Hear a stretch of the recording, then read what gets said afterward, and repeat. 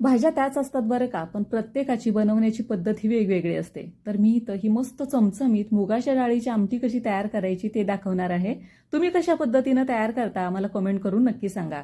तर एक वाटीभर इथे मी मुगाची डाळ घेतलेली आहे. स्वच्छ 2-3 पाण्यानं चांगली धुवून घ्यायची. या एवढ्या डाळीपासून 3 ते 4 जणांसाठी मस्त घट्टसर आमटी आहे ना ती तयार होते. तर कढईमध्ये तेल घेतलेलं आहे. जिरं, मोहरी, कढीपत्ता ह्याला चांगली फोडणी द्यायची.